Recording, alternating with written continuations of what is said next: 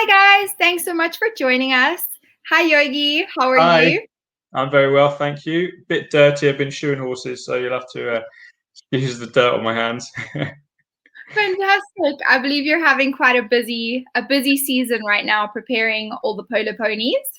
Yeah, well, they all come in at the same time. That's the problem. The season suddenly starts, and hundreds of ponies suddenly arrive in the country, and Oh, they all and want, everyone has the same due date to be ready for. That's well, they all want crazy. to start training and playing straight away. So it's just absolute mayhem, but it settles down in the end.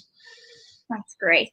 Hi to everyone that's joining us. If you can hear us and see us, please give us a comment, give us a thumbs up.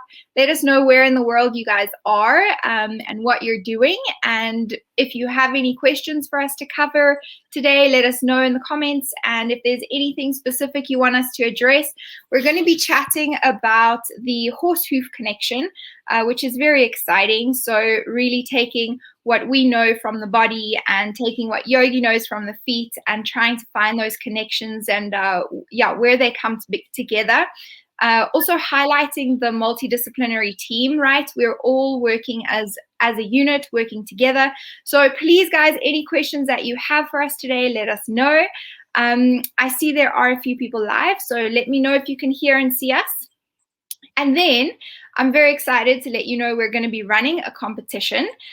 So I'm going to ask you guys first, and then I'm going to ask Yogi one of two questions. You can answer either one for me. So first, what is the research article that you quote most often to your clients? And I can think of a few that are kind of at the top of my citation list.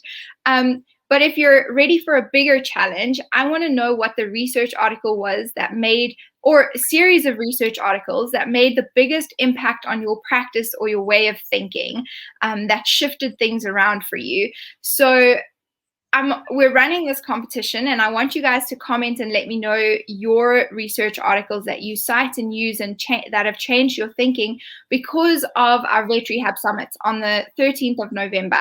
And so I'm not going to keep chatting forever. Yogi, do you want to tell us what the research article is that you quote the most often or that really changed your perspective? Well, I'll answer the one about that really changed my perspective because, and also the reality is that there's not one there's not one paper really, but there's a series of papers. But I think it was when I started my degree course, and I was introduced to the Rupsturf 2001 paper, which showed that the expansion and contraction of the foot was restricted with shoes, but it was returned to closer to replicating the barefoot with the application of frog support padding. So for me, and up till this point, I'd never really thought about the unintended consequences of putting a shoe on a foot, because I had just been taught to put shoes on feet, and that's what you do. But that is what changed my thinking towards what I was doing, and started to think about the potential consequences of everything that we do. And with that Rupsturf paper, it sent me on a journey of really trying to understand the function of the foot and why it was functioning like that, and what it was doing by functioning like that, and how what we were doing was potentially having an effect on that. So that sent me down the route of then looking at all the Thomason et al. Papers talking about how the hoof functions, so the biomechanics of the hoof. And then I started looking into the studies of Bowker and understanding the hemodynamic system. So it was that one paper that switched that on, because I heard it from at university, but it sent me on a journey of really wanting to understand how the natural hoof functioned and what the unintended consequences were of putting shoes on, and then how we could then mitigate some of those unintended consequences. So that's definitely the paper that's switched something on for me. Oh, I could not have asked for a better answer. That was That's exactly what I'm thinking, right? So for those of you that have just joined us, I see we have a few extra viewers. I'm just going to repeat the question. We are running a competition, and what I want you guys to do is to please tell me what the research article is that you quote most often, or what's the research article that shifted your perspective and changed things for you and impacted the way that you think and practice and work in a profound way. And Yogi's just answered that second question absolutely beautifully, because when we hear that thing, that just it just isn't what we thought. It changes our reality. It changes how we think about things and see things. It sends us down a rabbit hole, because no one paper can be seen in isolation. We need to dig deeper and find the supporting research and the contradicting research and where the thinking comes from, and the whole body's connected, right? And so if one thing is impacted, something else is impacted, and we just go down a rabbit hole. And that's what I love about research, is I can just go down a rabbit hole forever. So if you guys share that with us, if you answer those questions for us, I am giving away a ticket to the Vet Rehab Summit on the 13th of November. And it's going to be absolutely amazing. We're talking about research versus reality on the 13th of November. Today, we are talking about the horse hoof connection, and I'm really excited to have Yogi with me.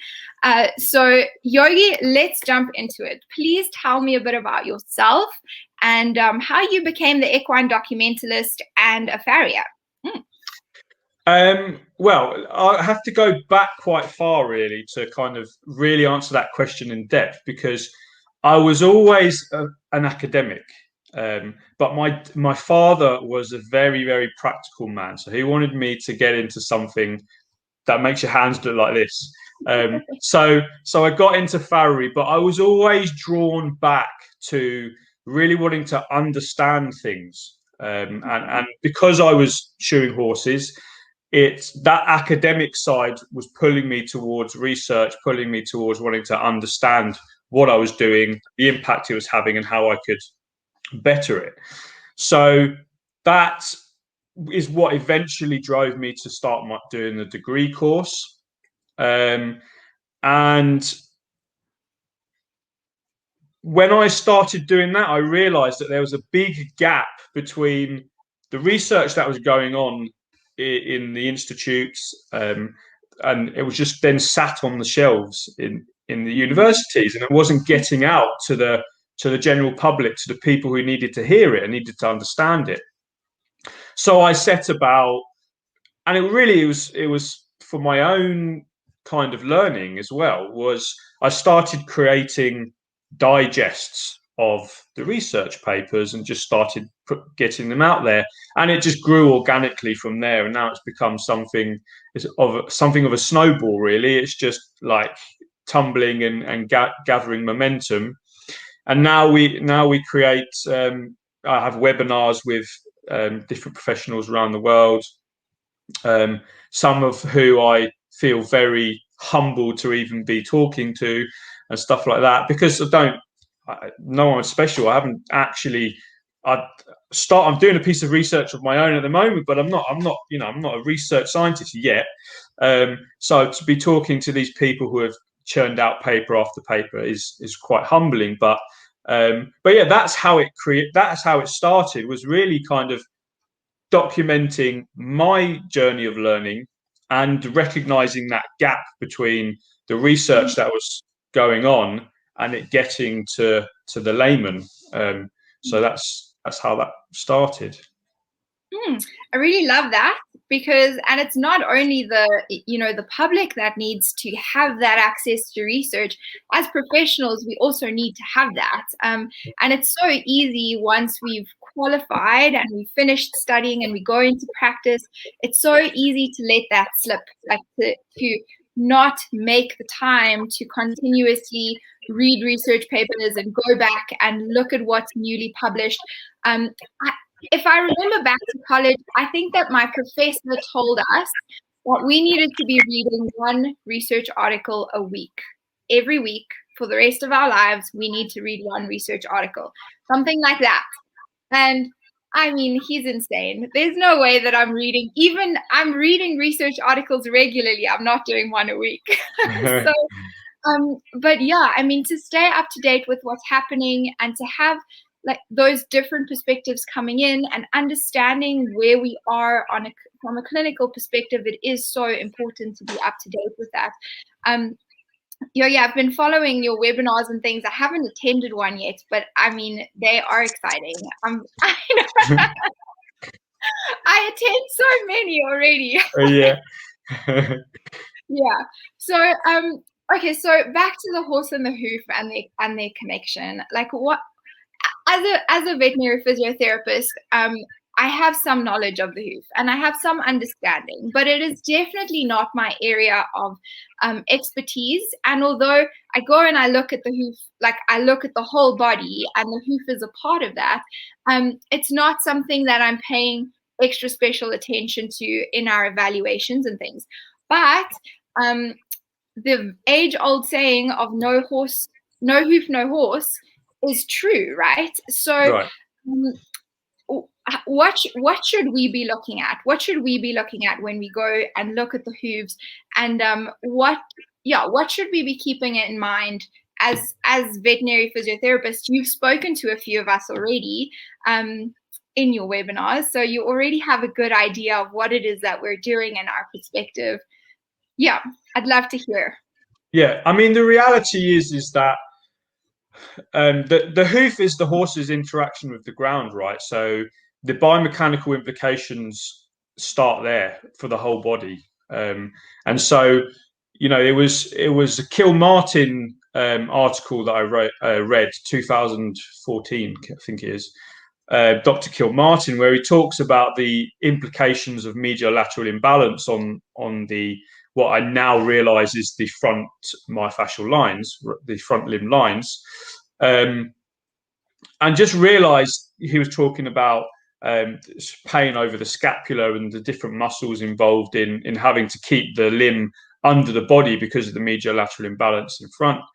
And I just kind of realised that, if you're dealing with those issues as a physio, as a vet, whoever, and they're perpetuating, you've got to ask why, right? And you've got to get to the cause. And if the cause is in the feet and you're not looking there, then you go round and round and round in circles. And that's just one example of the hoof horse connections that we see.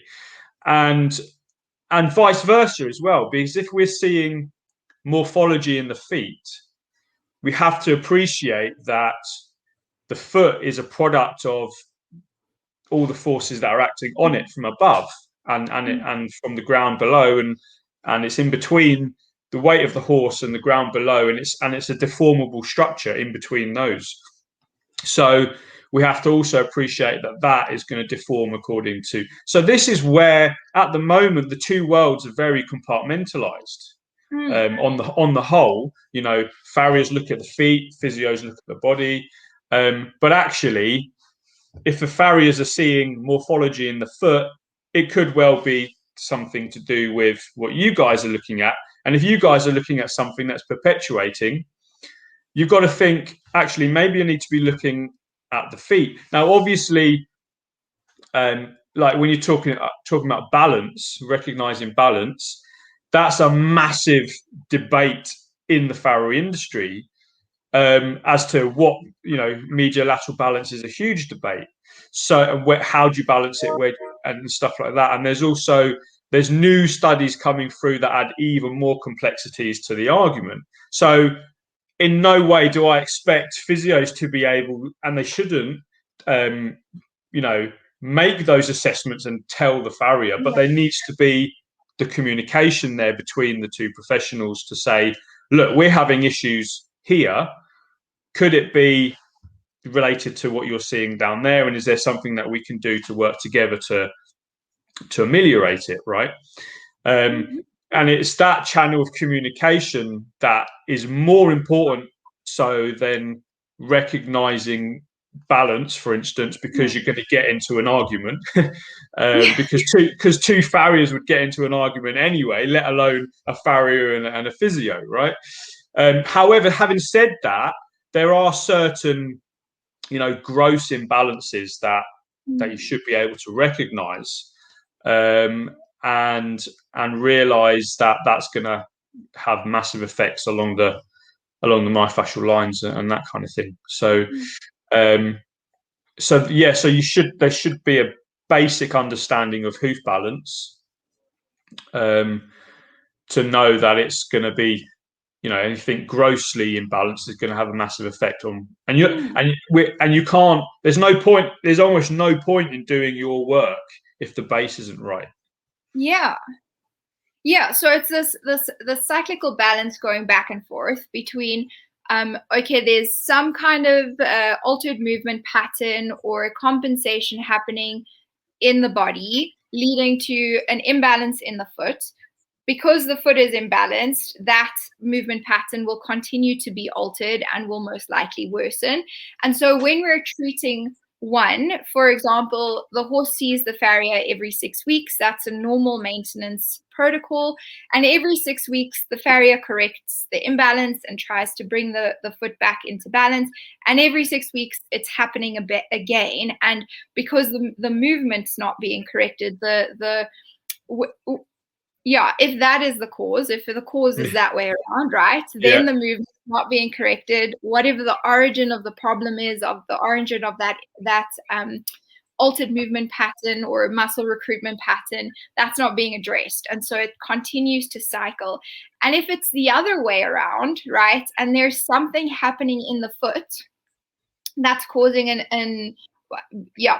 pain or altered movement, and we have that compensation because of foot, but the problem's not being picked up because the vet and the physio are seeing the horse and it's not being addressed from the foot, then we don't solve the problem and we don't get to the root of it. And so there needs to be that, essentially, that conversation happening to say, what are you seeing? What are the changes that you are not able to deal with, especially in chronic cases, right? Cases where we're continually seeing these things. How are you, what are you struggling with on a cycle to cycle basis? And then we can, and not just movement patterns, but we're always dealing with conformation, right? There's plenty of horses out there that are not very well conformed, and that is going to have a direct effect on the morphology of the foot. So if the farrier, in those cases, the farrier can do their best to manage the situation, but what can happen is, which is why I mentioned about, being careful to get into the debate about hoof balance, because that farrier is fighting nature a lot of the time, trying to manage a situation that's born from conformation that perhaps should have been dealt with when the horse was much younger, before the growth plates had fused, etc. So there's also that whole side of it as well. Conformation can create poor hoof morphology. Poor hoof morphology then creates poor movement, poor limb movement, which creates muscular compensations. And you can go down that way as well. And it can also, again, it's important to have the communication correct, and that no fingers are pointed, but that we work out together, what's created this cycle. I want to say hi to our viewers again. Hi guys. Hi Megan from South Africa, and hi Savannah. It's really great that you're here with us. Yay. So let's continue talking about the communication, because I mean, it's not only that's a challenge within the members of the multidisciplinary team blanket. It's not a farrier physio, farrier vet physio thing. It's everyone needs to communicate better with each other. So how can we better understand our farriers. Like, how can we like not pick a fight? So if I see there's an imbalance, for example, I have one patient that he has low heels and a long toe, and I see it plain as day, and I'm like, what are we going to do? And I chat to the farrier, and he says it's fine. I'm like, okay, none of your other horses look like that. You know, you're not cutting them all like that. So what's going on? So how do we communicate with each other so that I'm not pointing fingers? Yeah, we can open channels of communication. Yeah, well, I think you've just answered your own question there, because it's about opening channels of communication, and it's about recognizing that farriers are often dealing with conformational issues. They're dealing with biodiversity, they're dealing with nature, and nature is not always ideal. And then we add to it things like too long shoeing cycles, because the client doesn't want to go 4 weeks when you say it needs to go 4 weeks, and or the client won't pay for padding because it's too expensive. So there's so many factors that need to be involved in this conversation, because and a lot of them include the owner as well, because the farrier is often, when I hear that a lot, like I've told the farrier that it's not right, but the farrier says it's fine.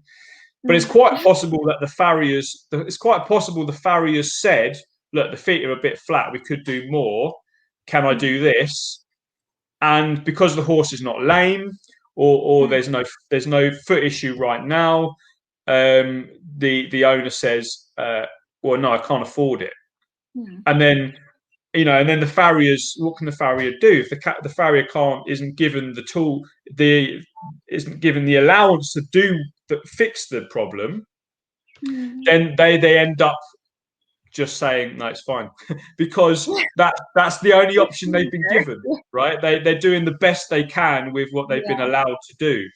And I think that's one of the biggest thing is, when it comes to farriery, farriers struggle to be allowed to be proactive, and so because it's extra cost, and because they're there every 6 weeks, 4 weeks, 5 weeks, it's an in-your-face cost, right? Whereas what people need to appreciate is that preventative care that farrier may be wanting to do is actually going to save a massive vet bill in a few years, right?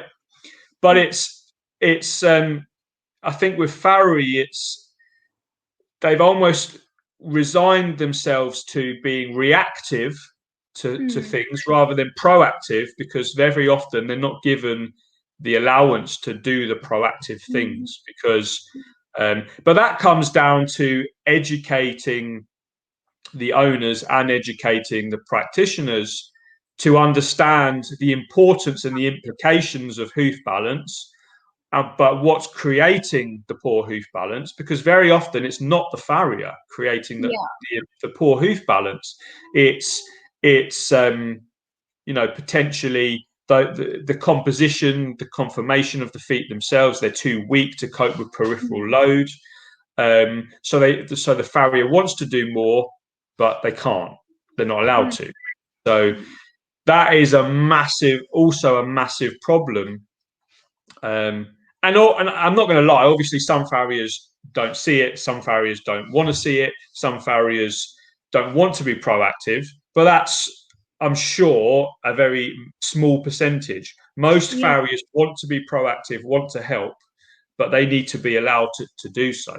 So, for instance, if you've got a thoroughbred with very, very flat feet, and your farrier says it needs to be shod every 4 weeks with frog support padding, all of a sudden your shoeing costs have gone through the roof.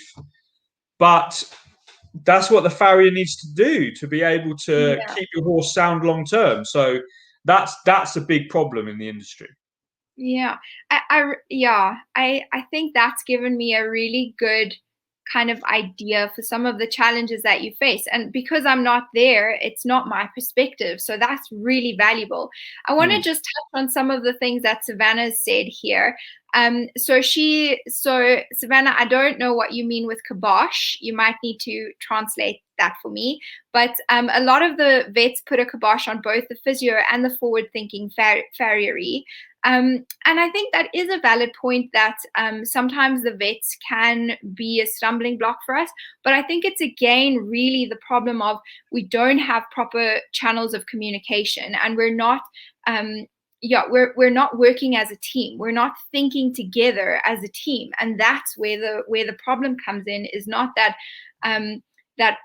that one is wanting to do more or less or different. It's that we're not speaking to each other and we're not understanding each other. And that's the problem. She also says that's another excellent point. So you've made some really great points now.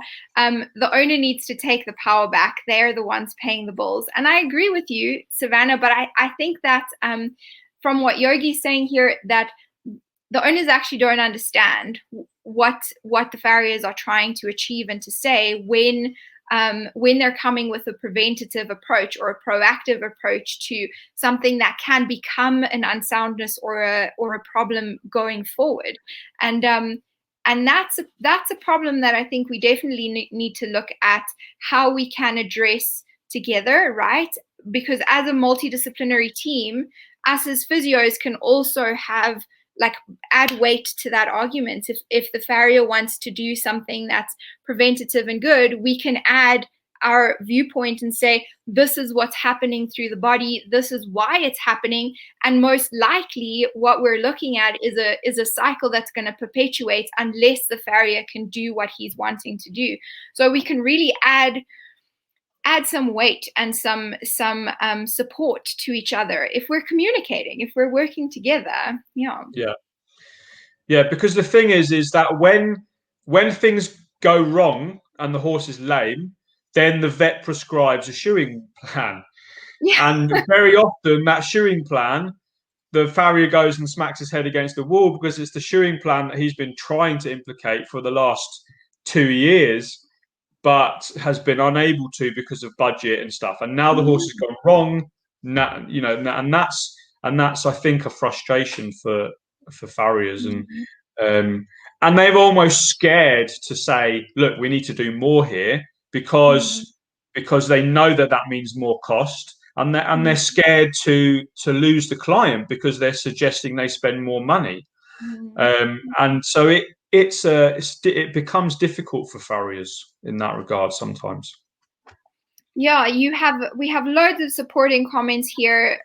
Proactive teamwork is really important. Looking at the whole horse and removing the ego from Krista, absolutely. And yeah, I mean, from what we're saying now, like, how much is ego really the problem? Is it that, or are we just like, we don't have relationships with one another? So when I, as a physio, see a client and then I want to speak to their farrier, I don't know him at all. And so when I say to him, what's happening with this, that, and this, and I'm noticing these things, it's so easy to perceive that as me pointing a finger or blaming or like trying to overstep my professional bounds. But yeah, so how do we approach that conversation? I think what I tend to do is, as soon as I've got a new client, I say, okay, who's your vet, who's your physio, and just make that initial connection from day one. You haven't even shod the horse, perhaps, but you make those initial contacts, and you say, what are you noticing about the horse? And it's the same for a physio. If you take on a new client, call the farrier and speak to the farrier as a matter of protocol, as a default practice, and say, hi, I'm the new physio, just interested to know what you've noticed about the feet, and whether or not just make that initial contact, so that the first thing you say to them isn't, we've got an issue and we think it's your fault. Yeah, I love that. It should be a course of protocol for us to develop and strengthen our multidisciplinary team network, right? So coming to that vet and that farrier and saying, I'm here, this is what I'm doing, these are the things I picked up, like, how can we work together? There is no problem yet, but let's Yeah. start talking before there is Yes. a problem, so that we, Exactly. Yeah. when there's a problem, we actually have a relationship. So I really love that. It's about creating that relationship first. I love that. Yeah. Yeah, so lots more yeses and 100% from our from I can't see Savannah. this stat, so No, Yogi, you should be able to see them on if you click on the comments box there. I'm on private chat. That's why. There we go. Now I can see. Now I Oh, can see. Good. fantastic. Excellent. Oh, good. Okay, so I do want to chat a little bit about some of the events and things that you've been running, because you have been talking to some amazing people. And for me, the biggest value that we gain is when we have those conversations that we're talking about now. So what have some of the light bulb moments and observations been for you as you've been having webinars with other professionals and having these conversations? What have you learned?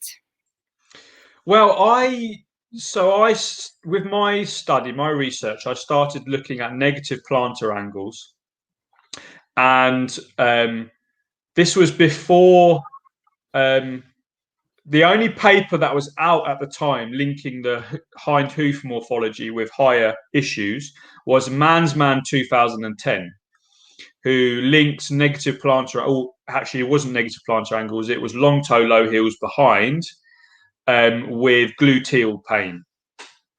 And then I started looking at negative plantar angles, and then two papers came out: Pezzanite 2018 and Clements 2019, who then linked negative plantar angles with hock arthritis and stifle pathology.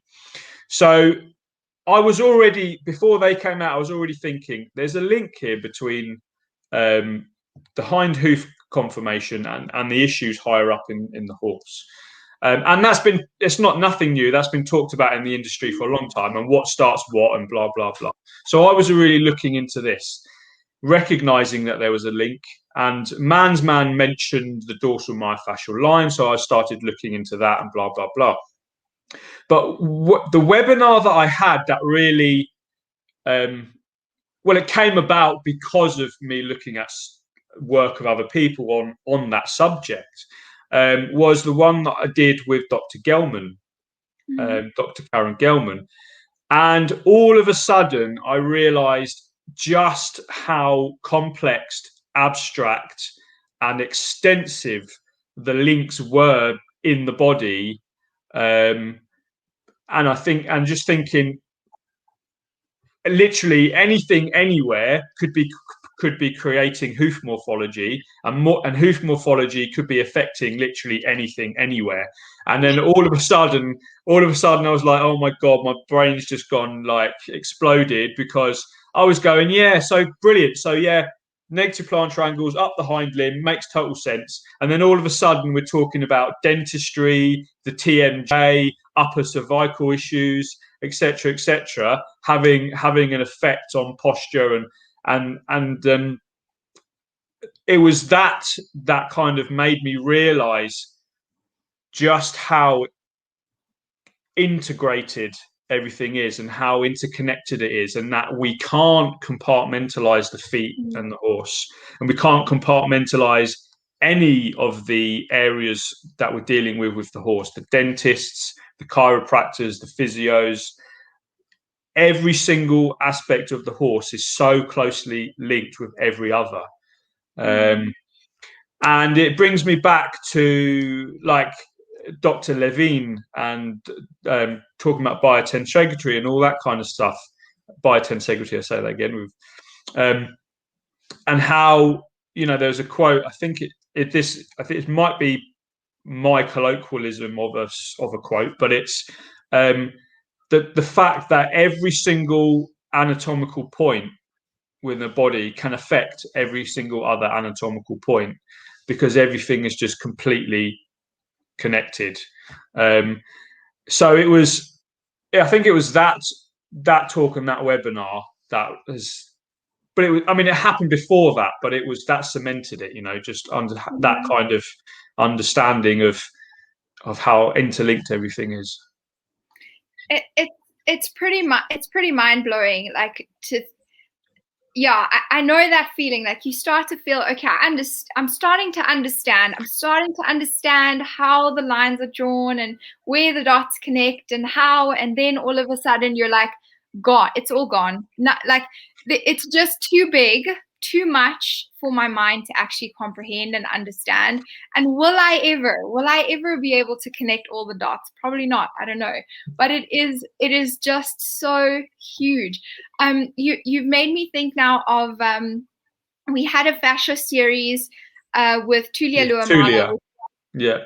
Insane. I'm still on it because my mind was blown over and over again. And one of the things that she said was that the muscles will activate in the way that they can, not in the way that they should. So our whole understanding of this muscle functions like this and when and how, irrelevant, because the moment there's something wrong, it's going to do what it can, not what it's supposed to. And then everything changes. The whole picture changes because the whole body's connected. The moment one thing is out, changed, different, adjusted, whatever, it affects everything else. So it just, I haven't quite wrapped my mind around how I'm supposed to wrap my mind around the idea that I'm never going to get to understand all the connections. Yeah. And the other thing that's I've had an epiphany about, as Savannah's just put in the comments about epiphany, is within the industry as a whole, we very much focus on when the horse is moving. Like biomechanics, the horse, this is when the horse gets injured and blah, blah, blah. But actually what the horse does for the 22 other hours of the day is having, this is what needs to be studied, but I think is possibly having as much, if not more effect on its musculoskeletal system and its feet than what it does for that 2 hours a day. If you're, 2 hours is a lot of work for a day for a horse. So those other majority of the day, how much effect is that having on its musculoskeletal system, on its physiology? And so that's why my studies have been looking into posture, because how the horse rests or doesn't rest, because it can't, because of posture issues and stuff like that. How much effect is that having on what it does for those 2 hours while it's working? So that was another epiphany. So that's where I've really focused my research, is looking in posture related to hoof morphology. Yeah, it's a never-ending rabbit hole. Like we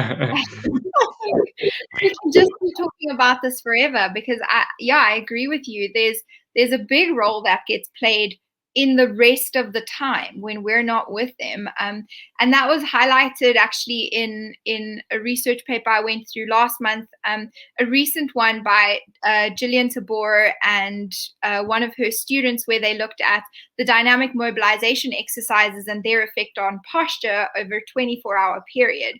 And what they found was that for the first hour after the exercises were done, posture was affected and it was changed just by doing those exercises.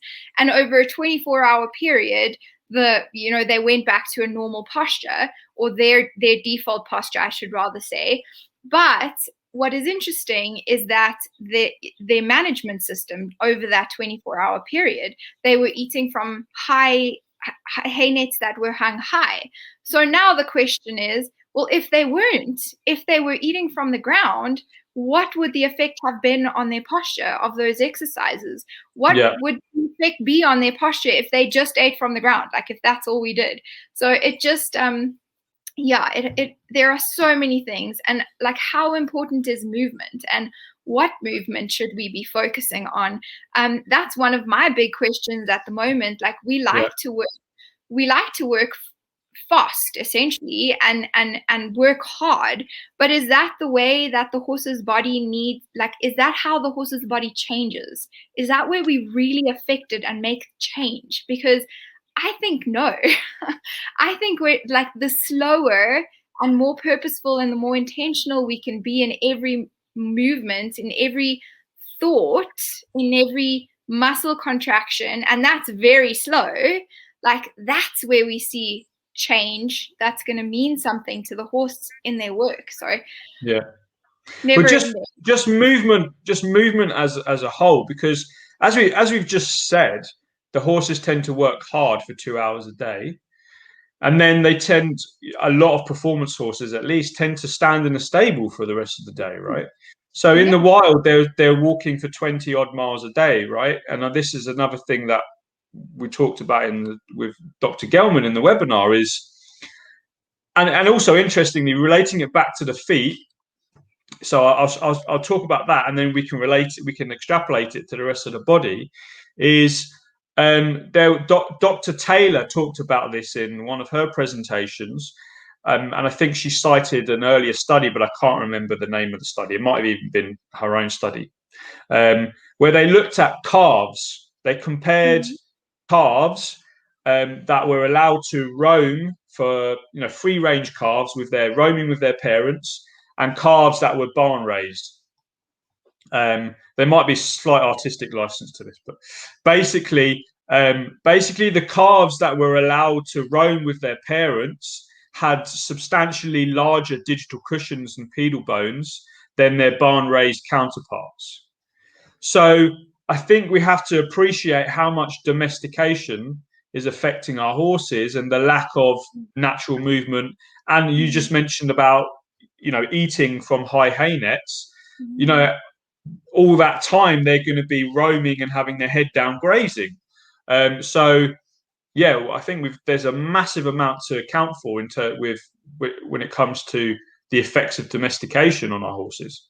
Yeah, the effects of our management systems. Yeah. I've been following more and more, and now I forget like what it's called, but essentially the paddock setup is changed so that the horses have to walk far distances, and there are also like different surfaces and spaces. So instead of just having a paddock, you create passageways in it, and they have to move through the passageways. And I really like that.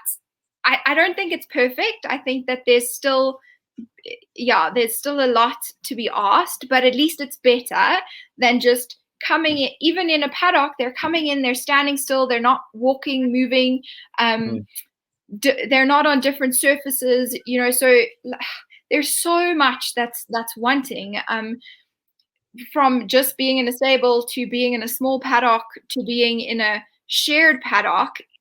They're still lacking in what they should be doing and moving, like the way their body should be moving on a day-to-day basis. But we diverge. We have another comment from Mary. Hi Mary, thanks so much for joining us. She says she feeds her horses at 3 heights, and they live out after attending a whole horse dissection. She stopped trying to find out what is ideal, as, like you say, when you see how muscles, fascia, etc. have adapted to the individuality of that specific horse, rather than what anatomy books ideal is. That's so valid. Yeah, each horse is individual, and we learn that from dissections. I really actually want to encourage you guys to go and attend dissections. If the last one you attended was back in college, you need to get a scalpel in your hand again. Like, this last weekend we did a dissection. I had Lindsay Field study of the equine hoof. We did a theoretical talk with a live dissection of the hemodynamic system of the foot, and we were comparing what the books say with what we saw in the real life. So it was really, really interesting. So if anybody wants to catch up on that, you can do so. That was Are all your webinars available as recordings, Yogi? Yeah, they're all on my website. Just go on the equinedocumentalist.com and then click on webinars, and they all come up there. Some of them are free, you can just play. Some of them obviously paid. Absolutely. Okay, fantastic. I'll add that link in here when we're done, and then you guys can definitely go check that out. And Yogi is going to be joining us next month on the Equine platform, and he'll be lecturing about the horse hoof connection. So going into the science and everything that he really knows, not just having a conversation. So definitely join us for that as well. And then, yeah, if you guys are watching this as a recording, let us know what the research articles are that have really impacted you and that have changed your perspective. Mark your diaries for the 13th of November, because that is the Vet Rehab Summit. And if you guys don't know what that is, block out the whole day, because you're going to want to be there. And then, Yogi, thank you so much for joining me. I really appreciate it. My pleasure. I've enjoyed it. Thank you very much. Bye everyone.